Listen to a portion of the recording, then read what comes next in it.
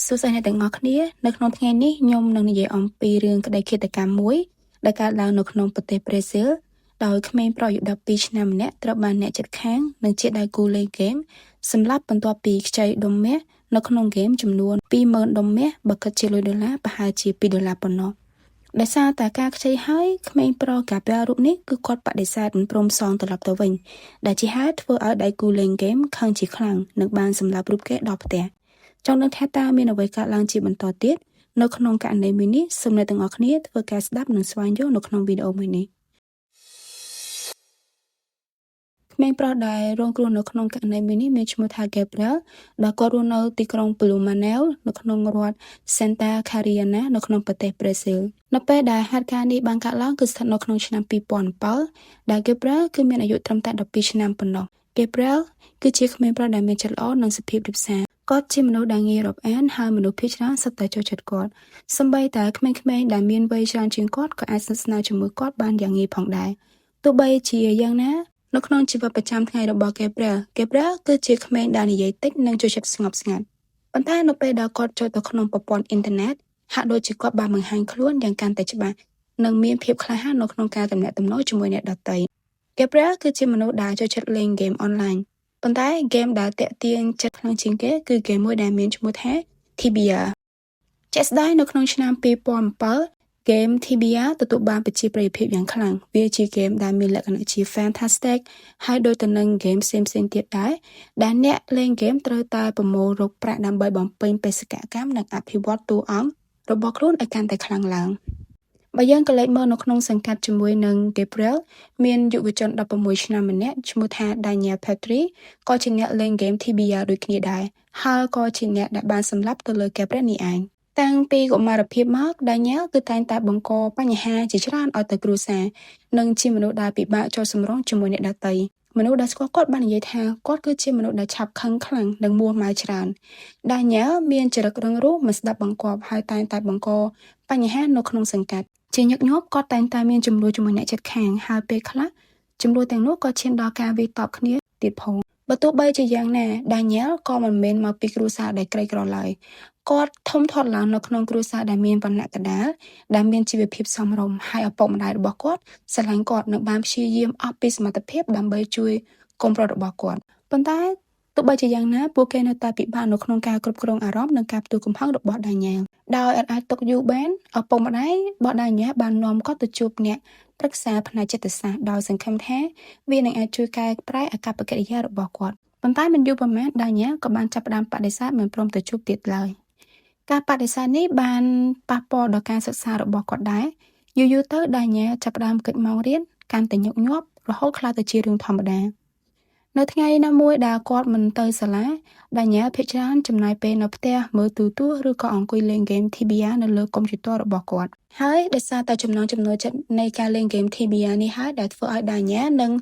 Gabriel ចាប់ផ្ដើមលេងហ្គេមជាមួយគ្នានិងក្លាយជាមិត្តភក្តិអ្នកជិតខាងមួយចំនួនយល់ថាមិត្តភាពនេះកំពុងជួយធ្វើឲ្យ Daniel មានភាពស្ងប់ស្ងាត់ជាងមុនពួកគេនិយាយថាទោះបីជា Daniel ត្រូវបានគេស្គាល់ថាជាមនុស្សដែលមានបញ្ហាផ្លូវចិត្តនិងមានអាកប្បកិរិយាមិនស្ថិតស្ថេរក៏ដោយ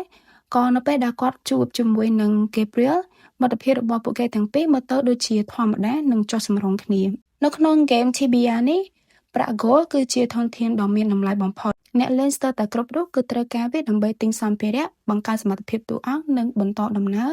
ផ្សងព្រេងនៅក្នុងពិភពហ្គេមមួយនេះដើម្បីលេងហ្គេម Tibia បានដល់កម្រិតខ្ពស់អ្នកលេងត្រូវការ Gold ច្រើននៅក្នុងការអាប់ដេតតួអង្គនីមួយៗនៅពេលជាមួយគ្នានោះផងដែរ Gabriel បានកំពុងជួបការលំបាកនៅក្នុងការប្រមូល Gold ដោយខ្លួនឯងនៅពេលនោះ Daniel ក៏បានស្នើឲ្យ Gabriel ខ្ចី Gold ពីគាត់សិនទៅ Daniel ក៏បានឲ្យ Gabriel ខ្ចី Gold ចំនួន 20,000 Gold បើយើងគិតជាលុយដុល្លារវាប្រហែលជា$1.75 សេនតែប៉ុណ្ណោះដំបូងអ្វីហាក់ដូចជាមិនមានបញ្ហាអ្វីឡើយប៉ុន្តែបន្ទាប់ពីមួយរយៈ Daniel ក៏ចាប់ផ្ដើមមិនពេញចិត្តព្រោះ Gabriel មិនទាន់សង Gold មកកាន់គាត់វិញគាត់បានចាប់ផ្ដើមជួបគ្នាជាមួយនឹង Gabriel តាមអ៊ីនធឺណិតដោយទាមទារឲ្យសង Gold ដែលបានខ្ចីមកកាន់គាត់វិញប៉ុន្តែតាមមើលទៅ Gabriel គឺអត់មាន Gold នៅក្នុងការសងត្រឡប់មកវិញទេពេលវេលាកាន់តែកន្លងទៅ Daniel កាន់តែខឹងខ្លាំងនិងដាក់សម្ពាធកាន់តែខ្លាំងនៅលើរឿង Gold មួយនេះទីបំផុត Gabriel ក៏បានបដិសេធមិនព្រមសងហើយថែមទាំងប្លុក Daniel នៅលើអ៊ីនធឺណិតថែមទៀតផងបន្ទាប់មកនៅថ្ងៃទី23ខែកក្កដាឆ្នាំ2007 កំហឹងរបស់ដាញ៉ាគឺបានកាន់ឡើងរហូតដល់មិនអាចគ្រប់គ្រងបាននៅព្រឹកថ្ងៃនោះគាត់បានទាមទារឲ្យ Gabriel សងហ្គោលមកកាន់គាត់ម្ដងទៀតប៉ុន្តែគាត់នៅតែមិនទទួលបានសំណងតាមអ្វីដែលខ្លួនឯងចង់បានពេលនោះផងដែរដាញ៉ាក៏បានសម្រេចចិត្តទៅផ្ទះរបស់ Gabriel ដើម្បីប្រឈមមុខនិយាយគ្នាដោយផ្ទាល់ដែលប្រាលេថាគាត់ចង់ទៅសុំទោសដោយផ្ទាល់និងចង់និយាយដោះស្រាយគ្នាអំពីចំនួនរបស់ពួកគេទាំងពីរGabriel ក៏បានយល់ព្រមដោយមិននឹកស្មានសោះថាដាញ៉ាមានផែនការផ្សេងទៀតលាក់នៅពីក្រោយការសំទោសមួយនេះមិនយូរប៉ុន្មានដាញ៉ាក៏បានដើរទៅដល់ផ្ទះរបស់ Gabriel ហើយគោះទ្វារគាត់បានប្រាប់ថាគាត់គ្រាន់តែចង់សុំទោសនិងចង់បញ្ចប់ការឈ្លោះគ្នាឲ្យបានល្អតែប៉ុណ្ណោះដោយសារតែពួកគេទាំងពីរធ្លាប់ជាមិត្តនឹងគ្នានិងជាអ្នកជិតខាងជាមួយគ្នាអស់រយៈពេលជាយូរ Gabriel មិនមានហេតុផលអ្វីត្រូវសង្ស័យឡើយគាត់ក៏បានបើកទ្វារនិងឲ្យដាញ៉ាចូលទៅក្នុងផ្ទះរបស់គាត់បន្ទាប់ពីដើរចូលទៅក្នុងផ្ទះដាញ៉ាបានបិទទ្វារហើយចាក់សោពីខាងក្នុងភ្លាមដាញ៉ាបានផ្ទុះកំហឹងដាក់ Gabriel ហើយរុញគាត់ឲ្យដួលទៅលើដីនៅក្នុងពេលដួលនោះក្បាលរបស់ Gabriel បានប៉ះទៅនឹងវត្ថុអ្វីមួយយ៉ាងហើយក៏បានបណ្ដាលឲ្យគាត់សន្លប់បាត់បង់ស្មារតីនៅពេលនោះហើយដាញ៉ាចាប់ផ្ដើមធ្វើសកម្មភាពសងសឹករបស់គាត់ហើយវិធីសាស្ត្រដែលគាត់បានជ្រើសរើសគឺមានលក្ខណៈឃោរឃៅនិងអាក្រក់លើពីការស្មានរបស់នរណាម្នាក់គាត់បានអោប Gabriel ចូលទៅក្នុងបន្ទប់គេងទម្លាក់គាត់ចុះនៅលើពុកហើយបានចាប់រំលោភគាត់ដោយបង្ខំ Gabriel បានដឹងខ្លួនឡើងវិញនៅពេលដែលការរំលោភបំពានជិតបញ្ចប់ទៅហើយបន្ទាប់មក Gabriel ក៏បានប្រាប់ដាញ៉ាថាគាត់នឹងប្រាប់ឪពុកម្ដាយរបស់គាត់អំពីអ្វីដែលបានកើតឡើងនៅថ្ងៃនេះនៅពេលដែលពួកគេត្រឡប់ទៅផ្ទះវិញព្រមទាំងស្រែកហៅឲ្យអ្នកដទៃជួបផងដែរទង្វើនេះហើយដែលធ្វើឲ្យដាញ៉ាគឺកាន់តែខឹងសម្បាហើយដើរចេញទៅកាន់ផ្ទះបាយនៅពេលដែល Gabriel ចេញពីបន្ទប់មកដាញ៉ាបានស្ទុះទៅចាប់គាត់ម្ដងទៀតហើយច្បាច់កគាត់ដោយប្រើខ្សែលក់ដែលរកឃើញនៅក្បែរនោះ Gabriel ក៏បានសន្លប់បាត់ស្មារតីម្ដងទៀតនៅពេលនោះដាញ៉ាគិតថា Gabriel បានស្លាប់បាត់ទៅហើយជំនួសឲ្យការរត់គេចខ្លួនឬក៏ភ័យសន្សស្លោគាត់បានជ្រើសរើសការចាប់រំលោភ Gabriel ម្ដងទៀតបន្ទាប់ពីធ្វើសកម្មភាពរួចរាល់គាត់ក៏ចាប់ផ្ដើមខ្លួនថាតើគាត់ត្រូវលាក់សាកសពរបស់ដាញ៉ានៅកន្លែងណាគាត់បានសម្រេចចិត្តព្យាយាមលាក់សាកសពរបស់ Gabriel នៅលើជាន់ឡាទឿដែលអាចឡើងបានតាមរយៈរន្ធការ៉ូតូចមួយនៅពីលើទ្វារខាងក្រៅផ្ទះគាត់បានព្យាយាមលើកសាកសពដាក់ចូលទៅក្នុងនោះប៉ុន្តែគាត់ដឹងខ្លួនថាគាត់គ្មានកម្លាំងគ្រប់គ្រាន់ដើម្បីលើកសាកសពមួយនេះទៅលើជាន់ឡាទឿនោះទេពីព្រោះវាមានកម្ពស់រហូតដល់ទៅ 1.8 ម៉ែត្រឯណោះពេលនោះដាញ៉ាបានសម្រេចចិត្តប្រើលួសដែលគាត់បានរកឃើញដើម្បីទាញសាកសពឡើងទៅលើបន្ទប់នោះទោះបីជាវិធីនេះទទួលបានលទ្ធផលខ្លះៗក៏ដោយដែលអាចមើលឃើញតាមរយៈស្នាមអូសឡើងទៅដល់មាត់វាក៏ដោយក៏គាត់នៅតែមិនអាចនាំសាកសពនោះចូលទៅក្នុងច្រកតូចចង្អៀតនោះបានទាំងស្រុងនោះដែរពេលនោះហើយដែលទង្វើដ៏ឃោរឃៅនិងអមនុស្សធម៌របស់គាត់បានធ្វើឲ្យមនុស្សគ្រប់គ្នាត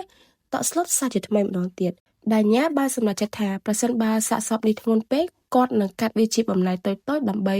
យកវាឡើងទៅលើដូច្នេះគាត់ក៏បានចូលទៅក្នុងផ្ទះបាយម្ដងទៀតហើយយកកាំបិតមួយរួចដើរទៅកន្លែងដាក់ឡានហើយគាត់ក៏បានរកឃើញនរណាដាច់មួយនិងយកមកវិញដើម្បីចាប់ផ្ដើមធ្វើសកម្មភាពប៉ុន្តែមានបញ្ហាមួយគឺ Gabriel នៅតែមានជីវិតនៅឡើយទោះបីជាឆ្លងកាត់រឿងរ៉ាវទាំងអស់នេះក៏ដោយនៅពេលដែលដាញ៉ាស្ទើរតែនឹងកាត់ជើងម្ខាងរបស់ Gabriel ដាច់នៅត្រង់ផ្នែកខាងក្រោមតាគៀកទៅហើយ Gabriel ក៏បានដឹងខ្លួនឡើងវិញពេលឃើញអ្វីដែលដាញ៉ាកំពុងធ្វើគាត់ក៏ភ័យសន្ស្លាវហើយក៏ស្រែករកជំនួយភ្លាមទោះបីជាយ៉ាងណាក៏ដោយដោយសារតែការតក់ស្លុតនិងការបាត់បង់ឈាម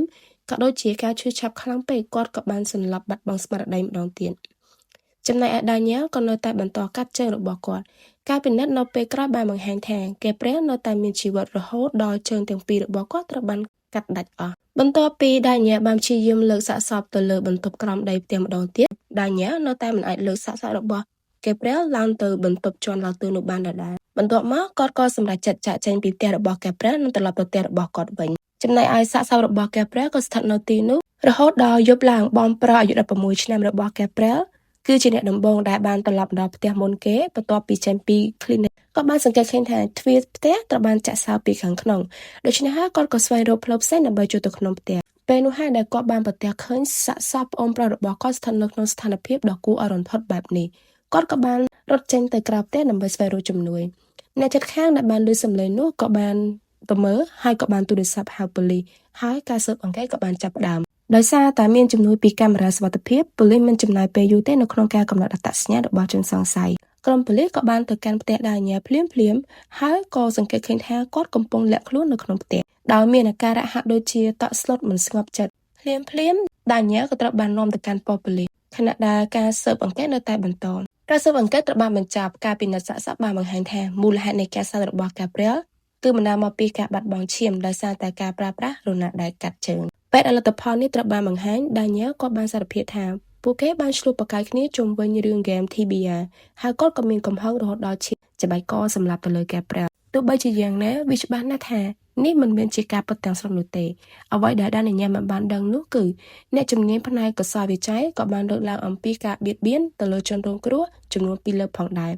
រឿងនេះបានធ្វើឲ្យDanielខឹងសម្បារយ៉ាងខ្លាំងទោះបីជាគាត់បានសម្លាប់ទៅលើការប្រាំនិងកាត់សាកសពរបស់ជនរងគ្រោះក៏ពិតមែនតែគាត់មិនបានធ្វើរឿងទាំងអស់នេះទេសម្រាប់ទៅលើការបៀតបៀនផ្លូវភេទការសារភាពនិងហេតុផលនៃការបៀតបៀនទៅលើជនរងគ្រោះរបស់Danielពិតជាធ្វើឲ្យប្រទេសប្រេស៊ីលទាំងមូលមានការភ្ញាក់ផ្អើលប៉ុន្តែវាក៏បានទាក់ទាញចំណាប់អារម្មណ៍ពីអន្តរជាតិផងដែរដោយសារតែហ្គេម TBR គឺជាហ្គេមដែលពេញនិយមនៅពេលនោះវាបានធ្វើឲ្យរឿងនេះកាន់តែរីករាលដាលយ៉ាងខ្លាំងប៉ូលីសមានការភ្ញាក់ផ្អើលនិងតក់ស្លុតចំពោះព័ត៌មានលម្អិតដែលគាត់បានរៀបរាប់អំពីហេតុការណ៍នេះទោះបីជាយ៉ាងណានៅពេលដែលក្រុមប៉ូលីសបានឲ្យគាត់ពន្យល់ពីទស្សនវិជ្ជាដែលគាត់បានបំពេញទៅលើ Gabriel ក៏បានស្រែកថាខ្ញុំមិនមែនជាអ្នកដែលស្រឡាញ់ភេទដូចគ្នានោះទេហើយបដិសេធមិននិយាយអ្វីទាំងអស់Daniel ត្រូវបានចោទប្រកាន់យ៉ាងឆាប់រហ័សពីបទឃាតកម្មទោះបីជាយ៉ាងណាក៏ដោយមានបញ្ហាមួយដោយសារតែគាត់មានអាយុ16ឆ្នាំគាត់នៅតែជាអនិច្ចជនហើយនឹងត្រូវបានការពារដោយច្បាប់ស្តីពីអនិច្ចជនរបស់ប្រទេសប្រេស៊ីលនៅក្នុងប្រទេសប្រេស៊ីលអនិច្ចជនមិនត្រូវបានកាត់ទោសដូចជាមនុស្សពេញវ័យឡើយទោះបីជាទង្វើរបស់ពួកគេធ្ងន់ធ្ងរកម្រិតណាក៏ដោយនៅក្នុងសវនកម្មគាត់បាននិយាយថាការឆ្លោះប្រកែកគ្នាជុំវិញរឿងលុយនៅក្នុងហ្គេម TBR គឺជាដើមហេតុដែលនាំឲ្យគាត់ធ្វើសកម្មភាពបែបនេះ Gabriel គឺជាមនុស្សដែលកំសាកនិងគឺជាចោរឥឡូវនេះគេកំពុងតែឆេះនៅក្នុងនរកកន្លែងដែលខ្ញុំបានបញ្ជូនគេទៅហើយនៅពេលដែលខ្ញុំស្លាប់ខ្ញុំនឹងទៅរកគេនៅទីនោះដើម្បីបញ្ចប់ការសំសឹករបស់ខ្ញុំម្ដងទៀតខណៈដែលDanielនៅតែអះអាងថាសកម្មភាពលួចតាមអនឡាញរបស់ Gabriel និងកំហុសរបស់គាត់ចំពោះរឿងនេះគឺជាដើមហេតុនៃអក្រិតកម្មអ្នកជំនាញដែលបានកោះហៅមកវាតម្លៃគាត់មិនសូវជឿជាក់លើការអះអាងនេះប៉ុន្មានទេទាំងអ្នកស៊ើបអង្កេតនិងអ្នកជំនាញផ្នែកសុខភាពផ្លូវចិត្តបានលើកឡើងថាគាត់ទំនងជាមានបញ្ហាផ្លូវចិត្តស៊ីជម្រៅជាងអ្វីដែលគេបានដឹងហើយហ្គេមនេះគ្រាន់តែជាលេសមួយសម្រាប់ការបញ្ចេញសកម្មភាពតែប៉ុណ្ណោះសរុបមកពួកគេយល់ថាប្រសិនបើមិនមែនដោយសារហ្គេមទេក៏មានកត្តាផ្សេងទៀតដែលជំរុញឲ្យរឿងនេះកើតឡើងផងដែរមនុស្សជាច្រើនដែលបានតាមដានករណីនេះក៏បានចោទជាសំណួរថាតើDaniel ធ្លាប់បានរំលោភបំពានទៅលើ Gabriel ពីមុនដែរឬទេទោះបីជាយ៉ាងណាលុះត្រាតែDanielខ្លួនឯងព្រមទទួលស្គាល់ទើបអាចមានវិធីបញ្ជាក់ពីការពិតបានទីបំផុតDanielត្រូវបានកាត់ទោសឲ្យជាប់ពន្ធនាគាររយៈពេល3ឆ្នាំរឿងនេះបានបង្កឲ្យមានការជជែកវែកញែកជាសាធារណៈជាខ្លាំងដោយមនុស្សជាច្រើនទាំងនៅក្នុងប្រទេសនិងនៅក្រៅប្រទេសនិងជុំវិញពិភពលោកបានលើកឡើងថាទោះបីជាគាត់នៅជាអនិច្ចជនក៏ដោយក៏ករណីមួយនេះវាធ្ងន់ធ្ងរលើសពីអ្វីដែលច្បាប់ការពារអនិច្ចជនអាចគប់បណ្ដប់បានទោះបីជាយ៉ាងណាក៏ដោយក៏មានអ្នកខ្លះទៀតយល់ស្របថាការកាត់ទោសឲ្យជាប់ពន្ធនាគាររយៈពេល3ឆ្នាំនេះប៉ុន្តែក៏មានអ្នកខ្លះទៀតយល់ស្របនឹងការកាត់ទោសឲ្យជាប់ពន្ធនាគាររយៈពេល3ឆ្នាំនេះដោយសារពួកគេគិតថាវាគឺជាអាទិភាពសម្រាប់អតិថិជនដែលគួរតែកែប្រែអាកប្បកិរិយានិងការស្ដារកាយសម្បទានជាចម្បងDanielត្រូវបានបញ្ជូនទៅមណ្ឌលឃុំខ្លួនអនិច្ចជន